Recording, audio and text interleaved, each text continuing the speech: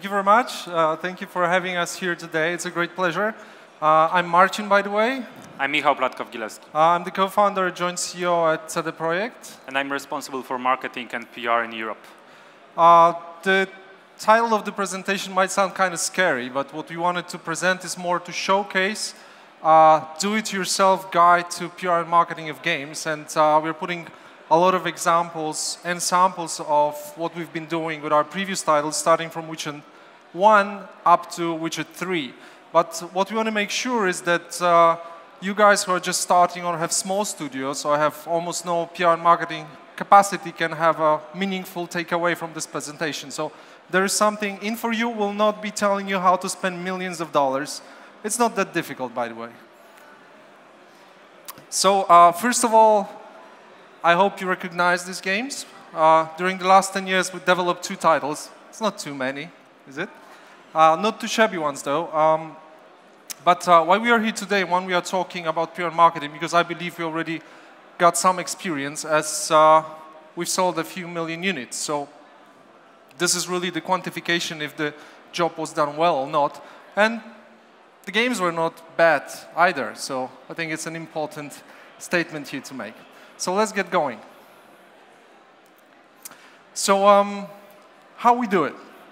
It's a very, very brief outline. So first and foremost, whenever you develop a game, you have to have a very clear vision of what you want to develop and why this game will be interesting to any gamers. What is special about it? What are the features? Ideally, you should be able to describe it in 1 sentence, maybe 2.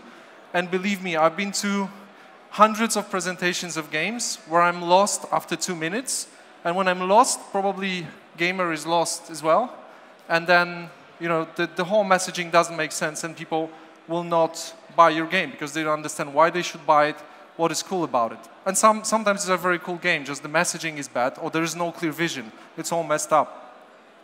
Then, you know, I mean, the execution is kind of important because if what you deliver it's of low quality, then, you know, people will make blah and will turn away from it. And for it, you need an amazing team. You really do. And the amazing team, in your case, can be 2 people. 2 amazing guys. It's an amazing team. We started as 4. Actually, we thought that The Witcher 1 can be developed by 15 people. We ended up sort of with 80, but we a little bit underestimated the whole process. And then we also had luck. So good karma, you know, grace of the God, you name it, your choice. It's really needed because it's a lengthy and tough process. Yeah, but that's the easy part. The hard part is marketing and PR. Is it, Michał? Yeah, it is. It's because you are doing it, yes? Yeah, that's my PR. Without marketing and PR, no one will know about your game. The game may be excellent, maybe one of the best in the world, but without talking about the game to proper people in a proper way, no one will reach for it. No one will buy it or play it. And, I mean, a good, or actually the best example, look at iOS or Google App Store. Thousands of apps showing every day. You know, maybe you notice 1 or 2 a month, and that's it. So why these are standing out, the others are not? And that's a problem of more and more platforms, actually. So let's get to it. Yeah, so for us, marketing and PR, it's what, how, and when you're talking about your game. So you should start with defining who will play the game. You have to create a profile of the gamer. Think if it's someone young, old, console player, mobile player, or actually there's a million of factors which you could. It's a kind of different target audience for Cooking Mama and The Witcher, yeah, sort of. And for these people, you need really strong assets. You have to show that your game is perfect. After that comes some kind of resources, some kind of investment, either time or cash. Or both. Or both, yeah. But what is important and what a lot of studios really underestimate, including us, especially on The Witcher 1, but also partly on The Witcher 2, is that making great assets takes time and resources and money effectively, because, you know, time and resources are money, actually. So we think, hey, we'll just make some screenshots or we'll have some video. No, if you want to make it look great and give the gamer a feeling how high quality, how great, how engaging your game is, you have to spend time on it. Because if you think you will just grab random screens and release it, you're dead wrong, because you'll totally hurt your game, even if it's great. So it really costs, and again, for small studios, it's just your time and resources. So you have to have actually a part-time guy, full-time guy, even if it's like a 1 or 2 person studio, you have to have somebody thinking about it and actually executing on it. And it's very hard to enforce it on a dev studio if it's not planned in advance. We failed many times on Witcher 1 because of that, because the dev was saying, hey, we don't want to do it because I don't, if we do it, we will not be able to finish the game. It's always a tough mix, tough discussion, but you have to have time for it, and you have to plan in advance. Then you have to keep a dialogue, open dialogue with gamers. Dialogue for us is all these screenshots, assets. We'll talk about that later. Then you have to select the best trade shows for you, places where you want to present the game. You have to talk with media as well. Do not forget about social media. You probably know a lot about that because everyone is social right now. We'll mention that a little bit. And at the end, call to action, because there's no point into doing something if there's no follow-up, no engagement, no involvement, react, no, yeah. you know, really engraving it in the brains of the gamers why they like your game, and they should remember. There's so many information these days, you know, on all these tweets, Facebook, socials, TV, and whatnot, that you get lost pretty fast unless you really seal it with some action. And we'll be talking about it as well. But let's start with the gamer segmentation. Yeah, this is actually our gamer segmentation for The Witcher 3. This is how we look at the gamers.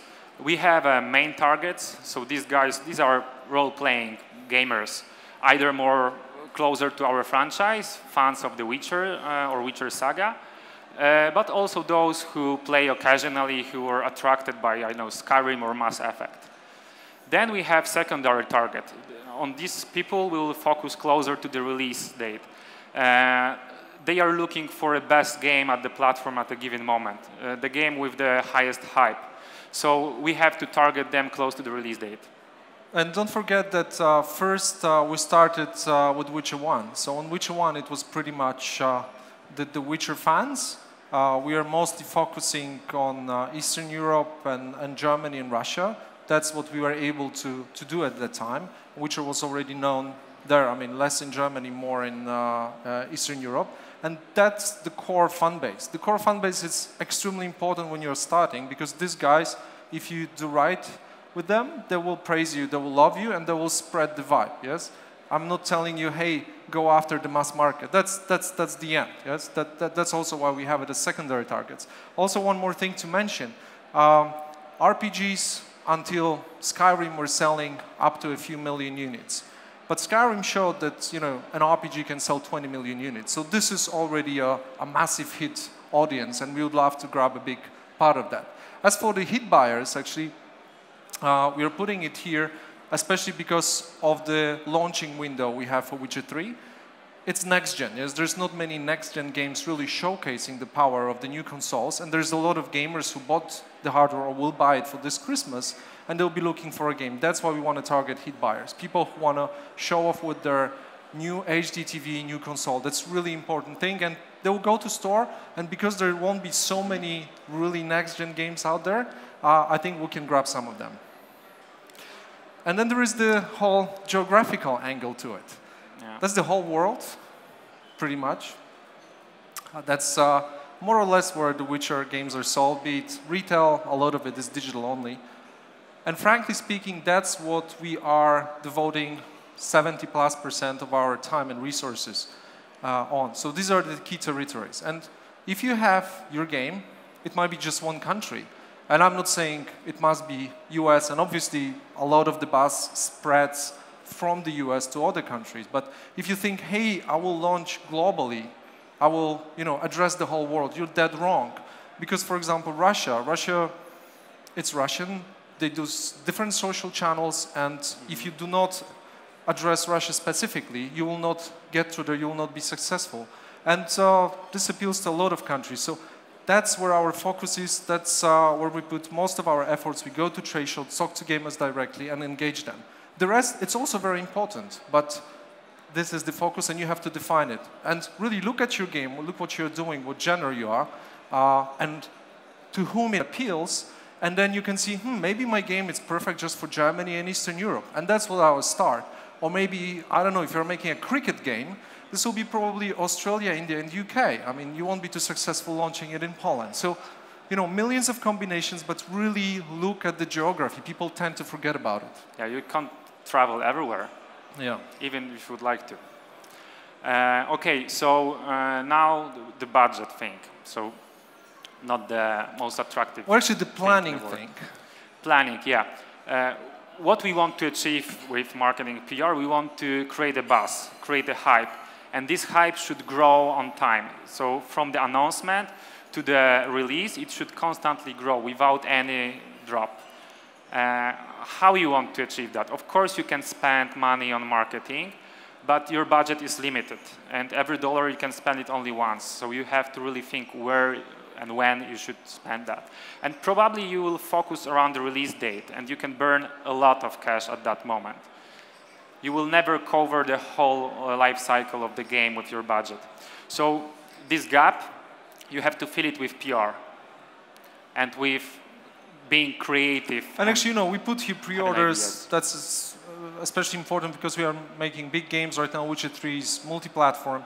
But for you, I don't know if it's a mobile game, maybe it's an alpha, maybe it's a beta, maybe it's a closed test for people. So there are certain important pinnacles before you release the game.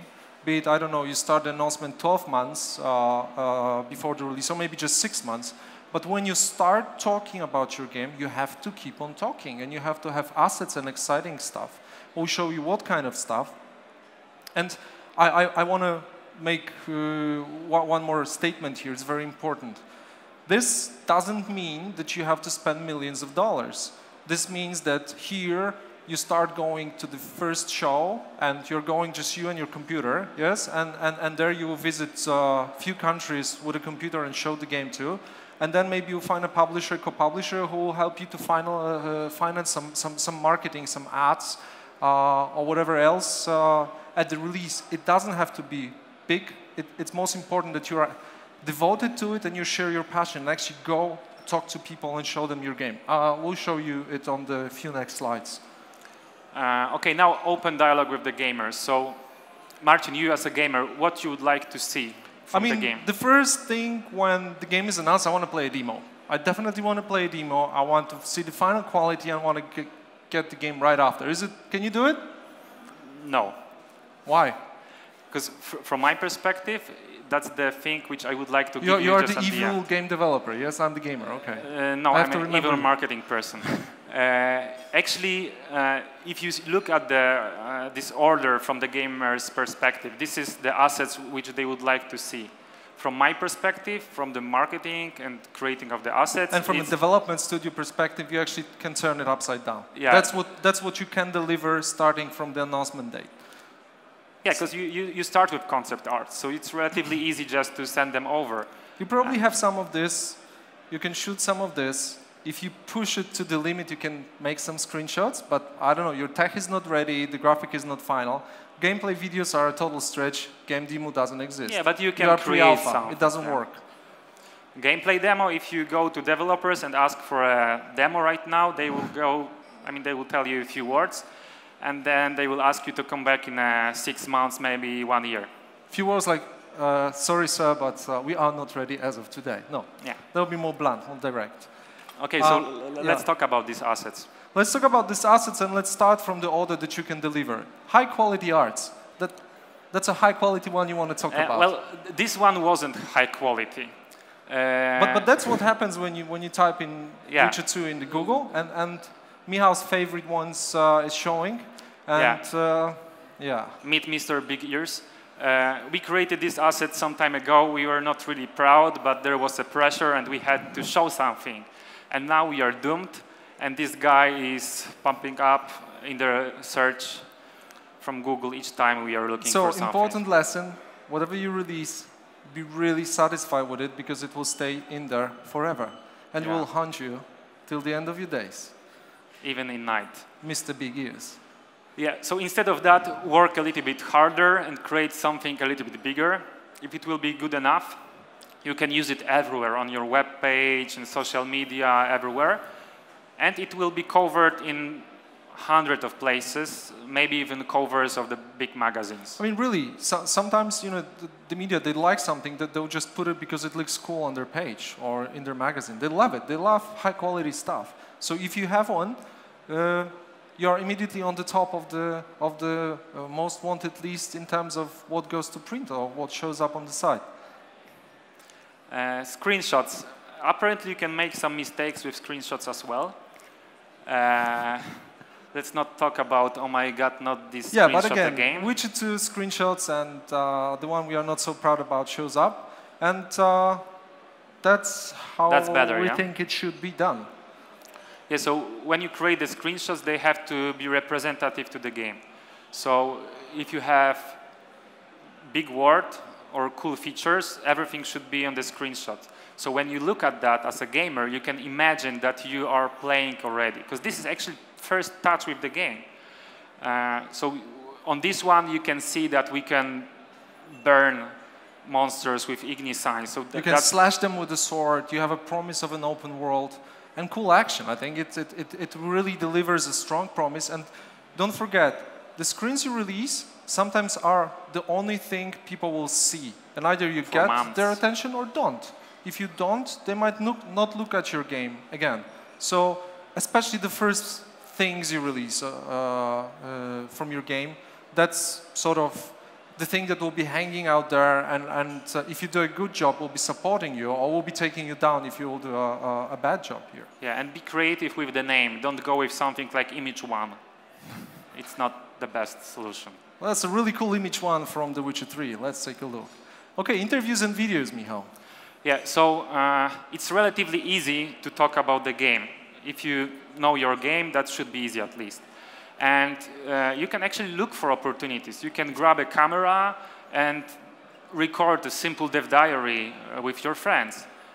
Like this one, shoot from a helicopter in Scotland. That was a really cheap one. You shoot it with your friends, kind of, you know, borrow a helicopter, fly over, and that's the effect. No, it wasn't so cool. It was cold. Yeah, okay, sorry. Or you can, I don't know, talk with one of the YouTubers. Here we are showing the video of Angry Joe. He visited us like 1 year ago in our studio. He created quite good, actually, movie from this visit. And he predicted the name of the game, because at that moment, no one knew that there will be a Wild Hunt. And he called his video, what was the name? Hunting for the Wild Hunt, something like that. Yeah. But what is important, and you see Angry Joe's hundreds of thousands and sometimes millions of views. Oh, famous Polish actor on the right. That's me, actually. And these guys are gamers. They're passionate about games. Drop them a line, show them some of your stuff. I think if you have something cool, they'll come over, they'll talk to you, or they'll ask you to visit them. And then out of it, a couple 100,000 views. Almost no budget. So, I mean, it's a great thing. Just be creative and don't be afraid to ask people. Yeah, we never were. Be proactive, because you have to ask for a chance. Gameplay videos. Actually, that's Michał's favorite, so I'll let him talk. We call it the Game of Hype because the Game of Thrones is actually registered and we don't want any lawsuits, but it's a very complicated thing. If you think that the video that just released and you are super excited about just happened there randomly, no, it was very careful and smart planning, and somebody spent a lot of time, first of all, on how the video looks like, what it delivers on the messaging, and second, when it's released. So, Michał. Yeah, I mean, I love this part. The trailers, this is my favorite part of what we are doing, because you have to think about millions of factors. You have to plan it well. It's kind of, yeah, it's really a game, because each time you are fighting for a number of views, of reach, if every media will cover that or not. And it's super exciting. I mean, the moment when you're releasing the trailer, then you are watching the whole night on different places all over the world, checking the number of views, what are the comments. That's a great thing. But you have to prepare for that. And you have several tools to work with. First, teasing. Teasing is good, but you can't overdo. If the material is short, you shouldn't tease that with a video, but you can tweet about that. You can mention that in one of the interviews. You can put a counter on your web page. You can do millions of things. This picture, actually, this is how we were planning. No, you can't see a lot what was of it? That was the E3 thing? That was with the last Microsoft year, conference? E3, yeah. So you have to time things. And there is different time zone in Los Angeles, don't forget it. Yeah. So another factor is where you want to show the trailer. And you have to think about exclusivity, which may be very good for you. And this is actually how we started. We loved exclusivities at the beginning. But then there will be a moment when you can reach more people just releasing the video wide. I mean, if you're a small studio and you can get an exclusive deal, I don't know, with GameStop, IGN, or maybe Eurogamer, then obviously it's a great thing and it will push you. But at a certain moment, probably you'll be better off going to YouTube. We actually did a lot of stuff for Witcher 2, especially with game trailers, and it pushed us a lot, and it's great cooperation. So it definitely is worth considering what you can get out of it. And then the timing of the release. So yeah, I mean, but timing, we mean a lot of things, like the hour of the day of the week, day of the month, and then which month. If the time zone? Yeah, the time zone as well. So if it's in a relatively silent period, or maybe it should be at E3, who knows? If you want if it's huge, it's at E3, but there's a lot of buzz, so you will not get through it. So it would be better to do it after or before, when there is a relatively quiet period, because all the big guns are prepared and waiting to be fired from at E3, actually. And this is a fight for critical mass as well. So you have to time everything to the moment that everyone is talking about your game. This should be your aim. We are not even touching here the quality of the video. That's a no-brainer. It has to be great. It has to be great, or there's no attention, and the whole thing, the planning doesn't make sense because people will do blah. And then you can also judge what people think about your game, what they like, what they don't like. Because you will have, if the video will be successful, you'll have millions of views, you'll have a lot of comments. And click, you will see the number of views on this video. That was the one which we were planning on the wall. It was quite complicated, and we were quite happy from the result as well. And it was a few days before E3. But it first went on the conference, yes? Yeah. On Microsoft conference, so tens of millions of views there, and then additional views on our channel.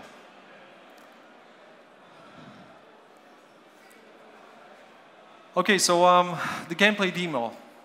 Obviously, you are showing your baby to the world, the most important asset, and the timing of showing, it's extremely crucial. And where do you show and how to show it? We can tell you how we do it. Really chew on it for quite some time. You have to have a perfect plan, because showing is like just, hey, this is the demo. You spoil all the fun, and you take away a lot of your messaging power. I mean, it's like, if I look right now how Disney is talking about the new Star Wars movies, yes? They're teasing bits and pieces. Would you be excited if they would just put out 15 minutes of the movie? It's like, okay, kaboom, you know? And then show you the end. And it was like, I don't want to see it. And I'm excited, I'm waiting for it. So we try to play the same game, and people really like it. I like to be excited about great movies coming or great games coming. And now how we are doing that. We are starting with showing the demo to the really selected 1, 2, 3 media all around the world for the announcement. We have to time it wise to have the announcement in one moment, one day preferably.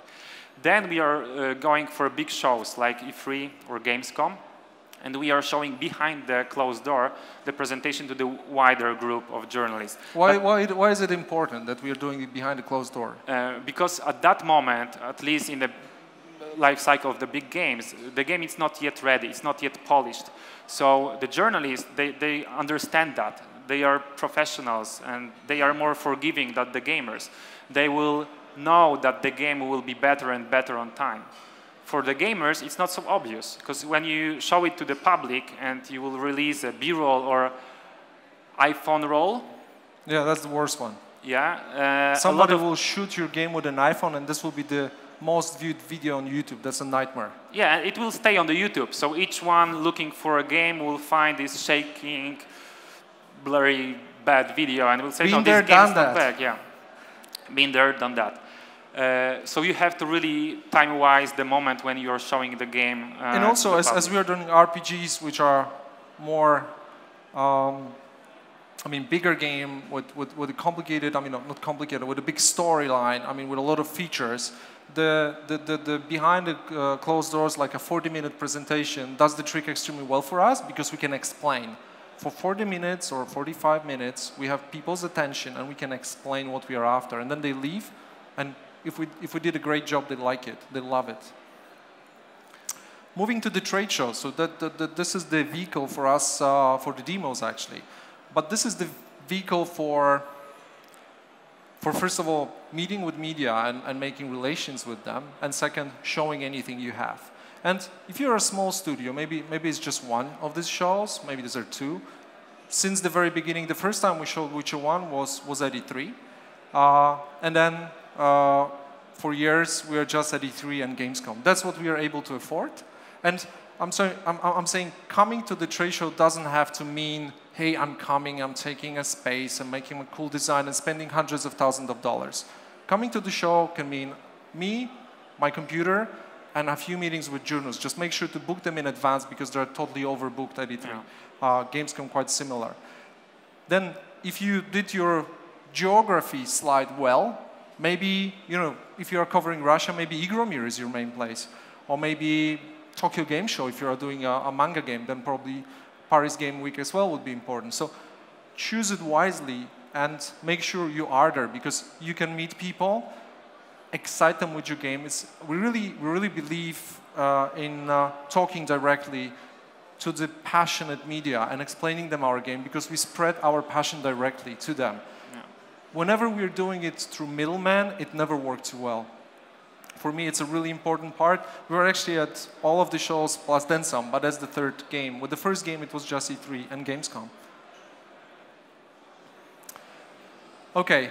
On the left is Witcher 1. We couldn't afford E3, so we took a small room at Staples Center, which is next door, and we had to actually figure out a way to walk people because they were getting lost on the way.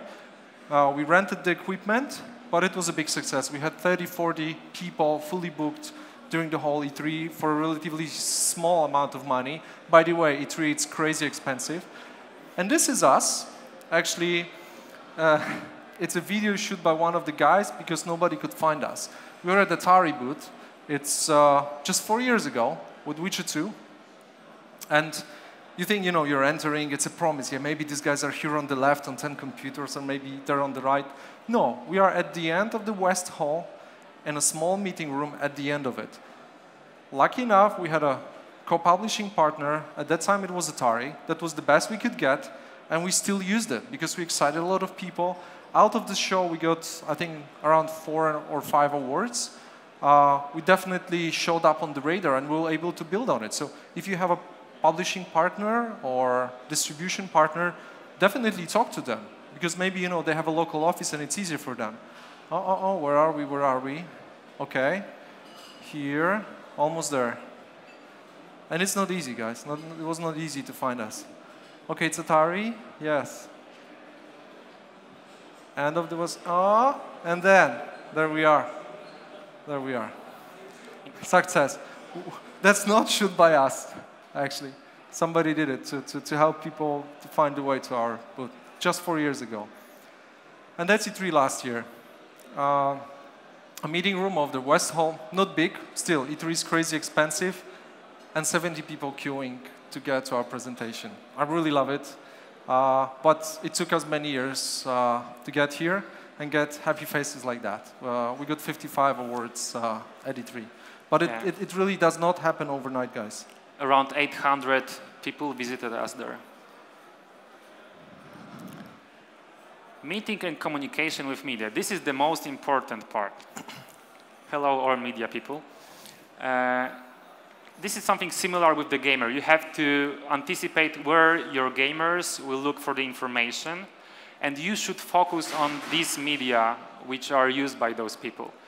I mean, of course, you have to love everyone, but you have to really focus on those who understand your game, who speak in your language, because you will have a better base with them, yeah? You have to organize the press tours, and it doesn't have to be fancy event in a castle somewhere in England. It's you on the road hitting a few European, maybe US towns and showing the game.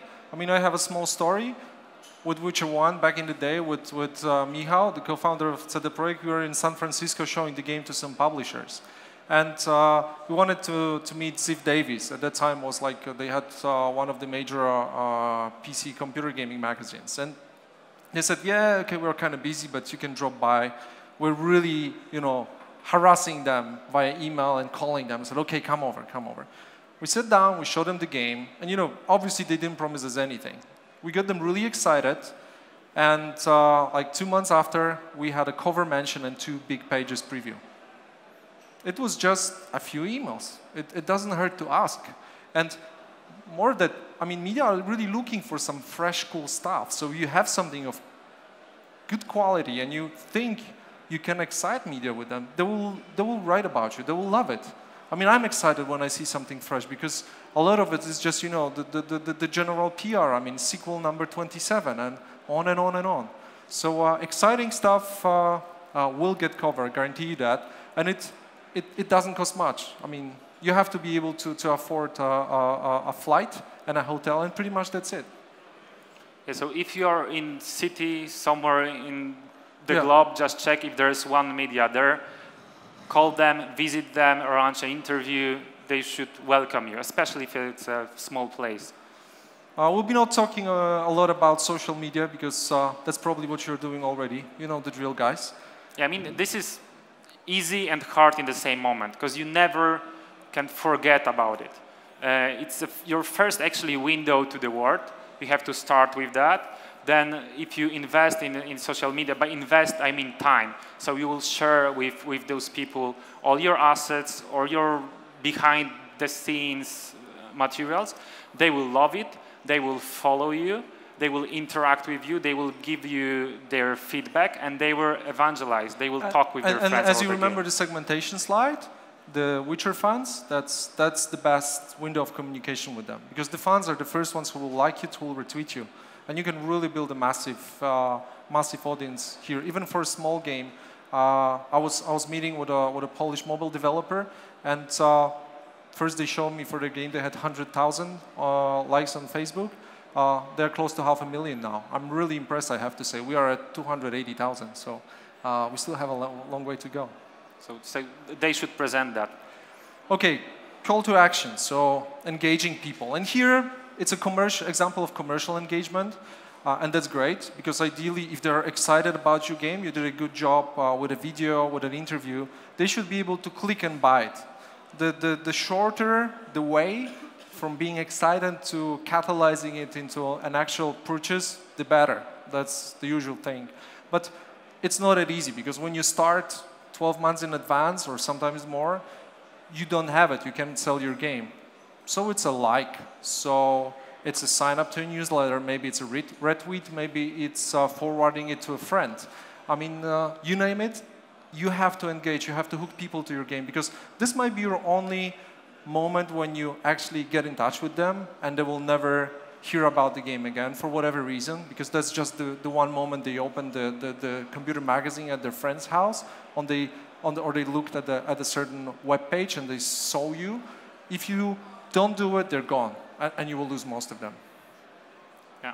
So if they want to do this, you have to give them possibility. Okay, now this is a basic plan. Just to wrap the whole thing up.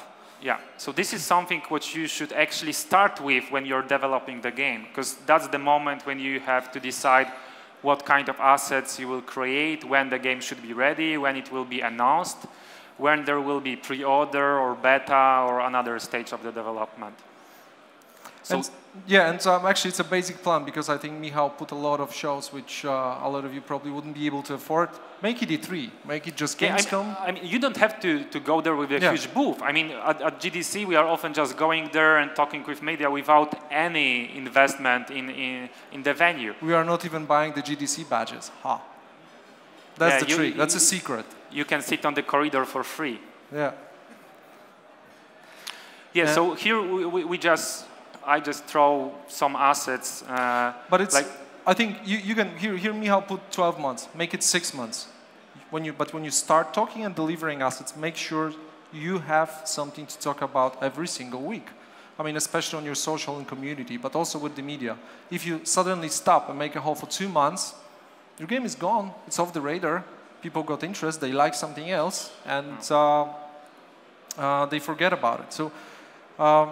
This slide is wrapping it all up. I just want to make one big disclaimer. We've just barely touched the surface here. Every single slide of this presentation is probably a thing for a talk. Some are for probably a book. So guys, the most important thing is your determination and will to go forward, not be afraid to talk to media. I've been talking to so many developers who are telling me, hey, but you know, I will email them and they will not answer. So they will not answer. I mean, try again, try somebody else. I mean, unless you really have some crappy, not exciting stuff, they'll probably not answer. But I don't think you do. So be there, start pushing. If you have any questions, we'll be happy to answer them right after. You can get in touch with us as well. We'll be giving some business cards. Another quite important learning is that you have to learn how to love marketing people. It's really important because they are the most important part of every And we didn't studio. mention one more key thing, Michał, that whatever you do, you are one-person team, 2, 3, there must be someone who will be looking after this part, be it part-time, be it 30% of the time, whatever. If there is no focus, you will not have it done, and probably you will fail in terms of visibility. Yes, we still know cases of games which are not marketed at all. They had no communication and they were a success. And they but have it's to know a very, the game. very slim chance. Marcin, they have to know the game. That's crucial here because there's often a lot of PR people talking about the game, but using only short fact sheets and not really knowing what's the deal about that. If you are inside the studio, you know the game, you can really talk about it. Okay, guys, so the way you should. Thank you very much. I hope it was interesting at least a little bit. I wish you lots of luck, and I would really love to see a lot of successful games from Poland.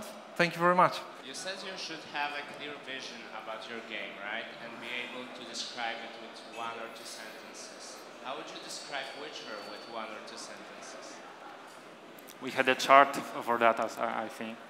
I mean, from one game to another, it's changing. Right now, what we want to create, there's a marketing sentence which is story-driven, open-world adventure where you play the role of ultimate monster slayer. You can go with that. It's not the best because there's a lot of words in it, but our game is quite complicated. Complex. We are not supposed to use the word complicated, Michał. It's in your guideline, actually. Yeah, true. But I want to tell you another thing. What I remember when we were starting with The Witcher, people were asking us, so how will you describe your game with examples of other games? And this is a very good one, because they might not immediately grasp your concept, but you say, it's like Baldur's Gate, but with Diablo elements and this and that from another game, and like, you know, more Fallout kind of story. And then they see, okay, I played these 2 games, and you know, they already know what you're talking about. It's really important. And I tell you, I've been at presentations of even quite big games, and they talk to me, I'm lost, and then I leave, and I don't remember it anymore. Yeah, I mean, there's a quite good rule which we sometimes use in the studio. When you create a message, then you have to imagine that you are talking with your best friend outside of the studio. You are after 2-3 beers, and you want to explain him in a really simple way what's the game about. Thank you very much, guys. It was a pleasure. Thanks.